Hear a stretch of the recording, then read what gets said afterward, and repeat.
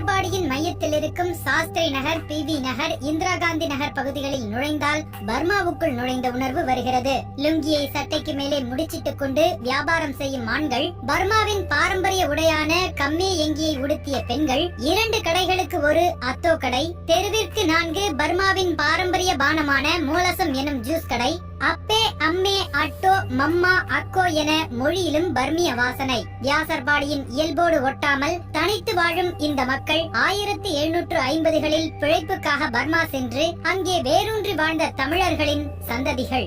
1964களில் பர்மாவில் ஏற்பட்ட நெருக்கடி காரணமாக தமிழகத்திற்கு அகதிகளாக அழைத்து வரப்பட்டவர்கள். 50 ஆண்டுகளில் இம்மக்களின் வாழ்க்கை பெரும் மாற்றத்தை எட்டியிருக்கிறது. அரசு அதிகாரிகளாக, தொழிலதிபர்களாக, தனியார் நிறுவனங்களின் உயர் அதிகாரிகளாக பெரும் உயரத்தை தொட்டிருக்கிறார்கள். 19ஆம் நூற்றாண்டில் எந்த காலத்திலும் சந்தித்திராத கொடூரமான 12 பஞ்சங்களை தமிழகம் சந்தித்தது. குறிப்பாக 1756வது வருடத்தில் ஏற்பட்ட ஒரு பஞ்சம் பல லட்சம் மக்களை காவு வாங்கியது. இந்த பஞ்சத்தை பஞ்சங்களின் தாய் என்று நாட்டுப்புற பாடல்கள் பாடுகின்றன. பஞ்சம் ஒரு பக்கம், அதன் காரணமாக ஏற்பட்ட கொடூர நோய்கள் இன்னொரு பக்கம்.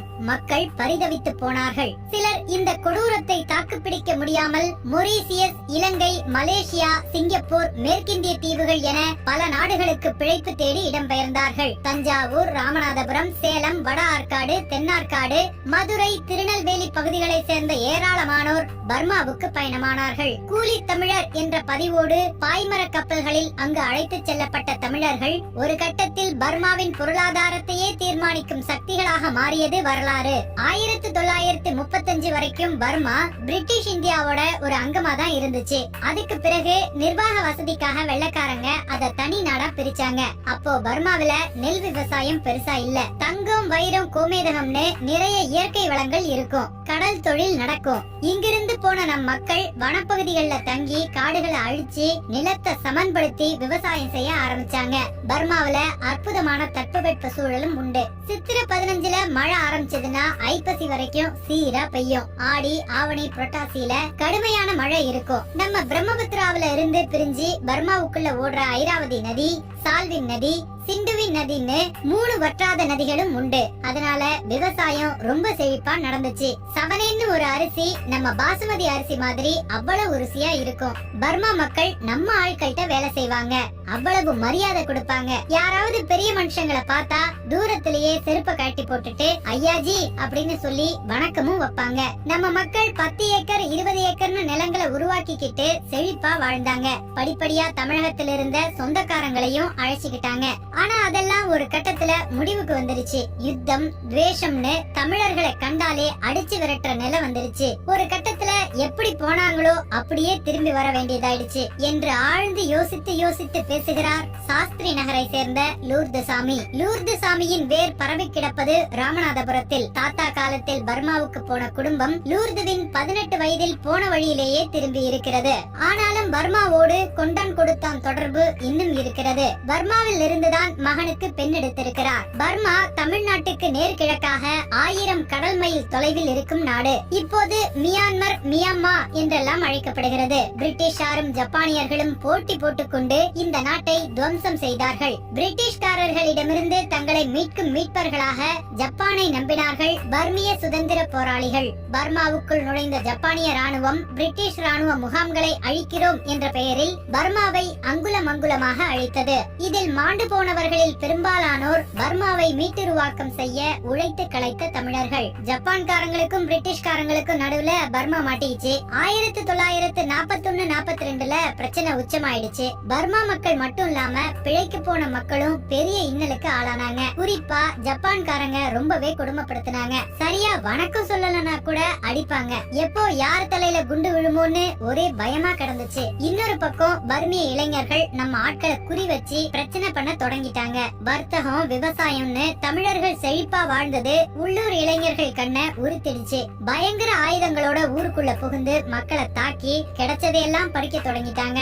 ஏகப்பட்ட உயிர் சேதம். ஆடு, மாடு, நிலம்னு இருந்த சொத்துக்களை எல்லாம் அப்படி அப்படியே வேலையை விட்டுட்டு உயிர் பழைச்சா போதும்னு நகரங்களுக்கு ஓடுனாங்க நம்ம மக்கள். அங்க போய் சிறு சிறு கடைகளை தொடங்கினாங்க. 1947 ஜனவரி 4ஆம் தேதி பர்மாவுக்கு சுதந்திரம் கிடைச்சது. எல்லா பிரச்சனைகளையும் கடந்து நம்ம மக்கள் ஓரளவு வளமா மாற தொடங்கின தருணத்துல அத்தனை வணிக நிறுவனங்களையும் அரசு நாட்டுடைமை ஆக்கிடுச்சு. கடை நடத்தின மக்கள் எல்லாம் தெருவுக்கு வந்துட்டாங்க. தலைக்கு இவ்வளவுன்னு வரி வேற போட ஆரம்பிச்சிட்டாங்க. பள்ளிக்கூடங்கள்ல பர்மாவை தவிர வேற எந்த மொழியும் கத்துக் கொடுக்க கூடாது அப்படின்னு அறிவிச்சிட்டாங்க. இனிமே இங்க இருந்தா உயிர் மிஞ்சாதுன்னு உணர்ந்த பிறகு மக்கள் இந்திய தூதரகத்துக்கு முன்னாடி போய் போராட்டம் பண்ண ஆரம்பிச்சாங்க. இங்கிருந்து ஒரு மத்திய அமைச்சர் பர்மாவுக்கு வந்து பேச்சுவார்த்தை நடத்தினாரு. அதுக்கப்புறமா இந்திய அரசு கப்பலுக்கு ஏற்பாடு பண்ணிச்சு.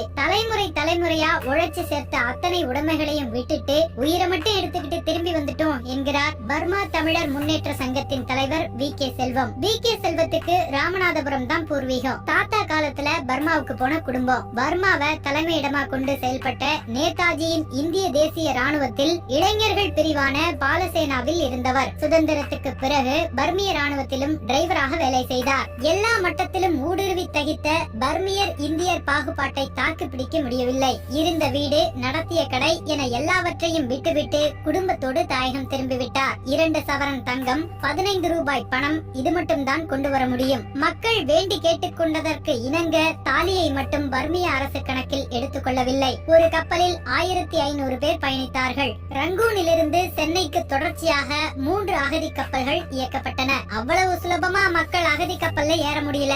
ஏகப்பட்ட கெடுபிடிகள். அந்த ஆவணம் வேணும், இந்த ஆவணம் வேணும்னு அலக்கழிச்சிட்டாங்க.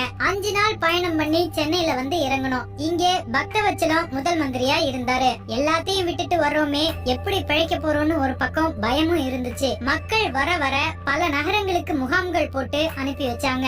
நாங்கெல்லாம் கும்மிடிப்பூண்டி முகாமுக்கு போனோம். ரேஷன் கொடுத்தாங்க. தாய்லாந்து அரிசின்னு ஒண்ணு உண்டு. இங்க சமைச்சா பெரம்பூர்ல நாரும். அதைத்தான் சமைச்சு சாப்பிட்டோம். ஆனாலும் தமிழ்நாட்டு அரசாங்கம் எங்களை கைவிடல. இங்க இருக்கிற நூற்பாலையில வேலை கொடுத்தாங்க. கண்டக்டர் வேலை, போலீஸ் வேலை எல்லாத்துலயும் முன்னுரிமை கொடுத்தாங்க.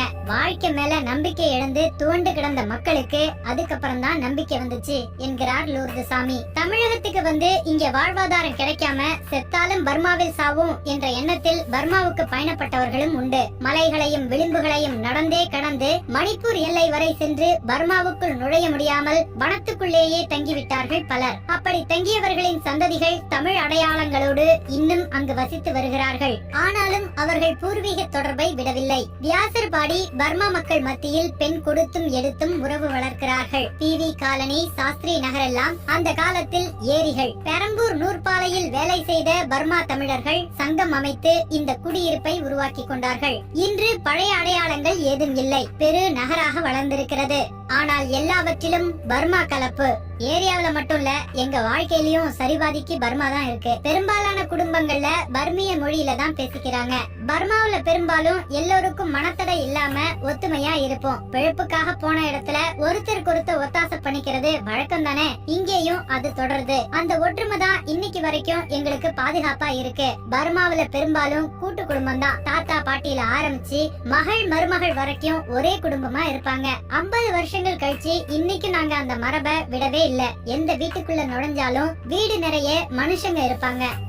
என் குடும்பத்திலேயே 52 பேரு. பெரிய அண்டாவை வச்சுதான் சமைக்கிறோம். எப்ப பார்த்தாலும் அடுப்பு எரிஞ்சுக்கிட்டே தான் இருக்கும். மகனுங்க, மருமக்க, மாப்பிள்ளைகள்னு வீடே கலகலப்பா இருக்கும். பர்மாவுல எங்களுக்கெல்லாம் கல்வி கிடைக்கல. இங்க எங்க பிள்ளைங்களை நல்லா படிக்க வச்சிருக்கோம். எனக்கு 8 பிள்ளைங்க. அதுல 7 பேரு அரசாங்க வேலையில தான் இருக்காங்க. ஆண்டவன் புண்ணியத்திலையும் அரசாங்கத்தோட கருணையிலையும் பர்மாவில இருந்து திரும்பி வந்த யாரும் இங்க கஷ்டப்படல. நல்லா தான் இருக்கும். அதே நேரம் உடையிலிருந்து உணவு வரைக்கும் பர்மா எங்களை விட்டு விலகல. இப்பவும் இங்க இருந்து பர்மாவுக்கு போறதும் அங்க இருந்து இங்க வர்றதும் பர்மாவில பெண் எடுக்கிறதும் கொடுக்கறதும் சர்வசாதாரணமா நடக்குது என்கிறார் வி.கே. செல்வம். பர்மாவில் காதல் திருமணம் முழுமையாக அங்கீகரிக்கப்படும். சாதி மத தடைகள் ஏதும் இல்லை. வி.கே. செல்வம் உட்பட பெரும்பாலான தமிழர்கள் அங்கு காதல் திருமணம் செய்தவர்களே. தமிழ் பெண்கள் மட்டுமின்றி பர்மிய பெண்களை காதலித்து திருமணம் முடித்தவர்களும் இருக்கிறார்கள். அப்படியான பலர் இப்போது இப்பகுதியில் வசிக்கிறார்கள். ராமநாதபுரத்தை பூர்வீகமாக கொண்ட மாணிக்கம் திருமணம் செய்தது பர்மாக்காரரான செவஸ்திமாவை. நெருக்கடி காலத்தில் மாமியார் மேரியையும் அழைத்துக் கொண்டு தமிழகம் வந்திருக்கிறார். இப்போது அனைவரும் இணைந்து சர்மா நகரில் அத்தோ கடை நடத்துகிறார்கள். உணவு விஷயத்தில் பர்மாவாகவே இருக்கின்றன இந்த பகுதிகள். பர்மாக்காரங்க நாக்குக்கு ருசியா நல்லா சாப்பிடுவாங்க. அதிகாலை 4 மணிக்கு எஞ்சி போனாலும் அத்தோ கடைகள்ல கூட்டம் அலைமோதும். எங்களுக்கும் அதே பழக்கம் ஒட்டிக்கிச்சு. இருக்கோ இல்லையோ சாப்பாடு மட்டும் வகை வகையா இருக்கணும். பர்மாவில புளி சேர்க்க மாட்டோம், எலுமிச்சம்பழம் தான். அதே போல எல்லாத்துலயும் வெங்காயம் நிறைஞ்சிருக்கும், பூண்டும் நிறைய சேர்ப்போம். காஞ்ச மிளகாய முக்கால் பதத்துல அரைச்சி வச்சிருப்போம், அதுதான் போடுவோம். நல்ல காரமா இருக்கணும். பாமாயில் சமையல் தான், அஜினமோட்டோ பயன்படுத்துவோம். வாரத்துல 4 நாள் அசைவம் தான்.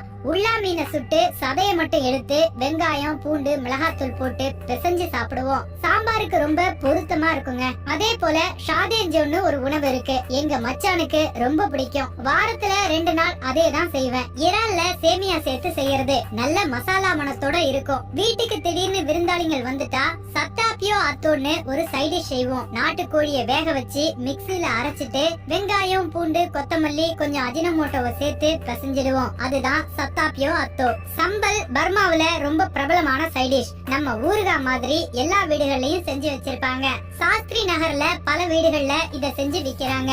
காய்ஞ்ச இறால பவுடர் பண்ணி வெங்காயம் மஞ்சத்தூள் மிளகாத்தூள் போட்டு செய்வோம் என்று நாவூர வைக்கிறார் குளோரியா ராணி. இவரது மூதாதையர்கள் ராமநாதபுரம் பூவாணி கிராமத்தை சேர்ந்தவர்கள். குளோரியா பர்மாவில் பிறந்தவர், திருமணமும் அங்கேதான். இப்போது சாஸ்திரி நகரில் வசிக்கிறார். இந்த பகுதிகளில் பகல் பொழுதில் 4 கடைக்கு ஒரு மோலசம் பானக்கடை இருக்கிறது. பச்சரிசி மாவில் சிறு சிறு கொழுக்கட்டைகள் செய்து அவித்து தண்ணீரில் ஊற போட்டு வைத்திருக்கிறார்கள். அதே கிளாஸில் அள்ளி போட்டு வெள்ளப்பாகு பாதாம் பிசின் சேர்த்து தழும்ப தழும்ப தேங்காய் பால் ஊற்றி கலக்கி தருகிறார்கள். குழு குழுவென்று இருக்கிறது. மாலை 6 மணி ஆகிவிட்டால் கண்படும் இடமெல்லாம் அத்தோ கடைகள். பர்மானாவே அத்தோ பேஜோ சீஜோ தான். எல்லாம் நூடுல்ஸ் ஐட்டங்கள். பர்மாவில இருந்து வந்த பெரும்பாலான தமிழர்களுக்கு வாழ்க்கை கொடுத்தது இந்த அத்தோ தான். மீனை வேக வச்சு ஜூஸ் எடுத்து அதுல வாழைத்தண்டு சேர்த்து சூப் வச்சிடுவோம். அதுதான் எல்லாத்துக்கும் பிடிச்சமான சைட் டிஷ். பர்மாக்காரங்களை விட இங்க இருக்கிறவங்க தான் இத விரும்பி சாப்பிடுறாங்க.